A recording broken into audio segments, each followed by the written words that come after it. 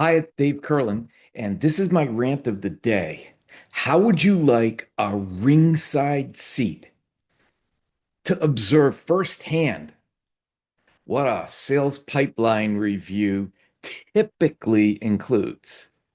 Now, you've had that ringside seat for the last 3 weeks, but you didn't realize it. Unless you've been living in a cave, there's been nonstop coverage of the Nancy Guthrie abduction, kidnapping, home invasion, burglary, revenge. See, we don't really know what it is. And if you're a sales leader and you're interviewing, interrogating, reviewing a pipeline with a salesperson, that's usually the position the sales manager is in. They don't know what it is because the salesperson doesn't usually know the compelling reason as to why the prospect would buy from them. And that's what we have.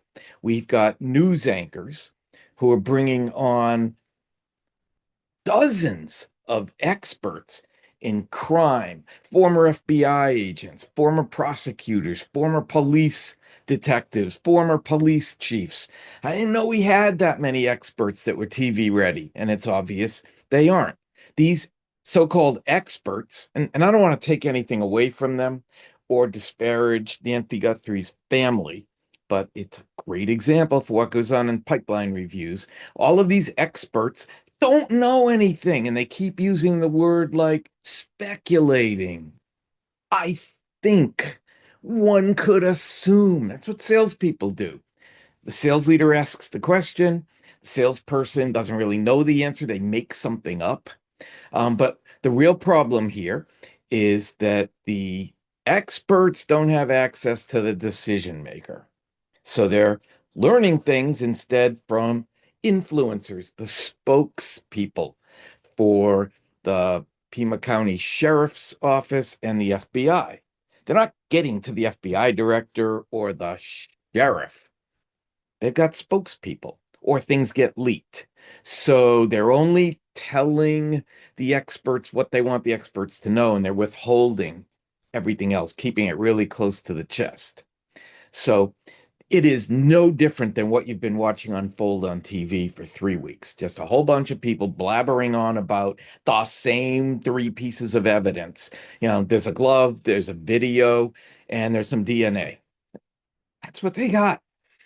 And usually that's what salespeople have. There's an opportunity, there's an incumbent vendor, they aren't sure about the money. Just like in this case, that ransom turned out to be a hoax, they think. They aren't sure about the motive. Just like in this case, was it a home invasion? Was it revenge? It wasn't sex. We know that. Was it a kidnapping? Was it just an evil person who came in and killed her? We don't know. Salespeople don't know. And we don't know the timeline. We don't know the decision-making criteria. So we don't know how to close the deal, just like a sales opportunity.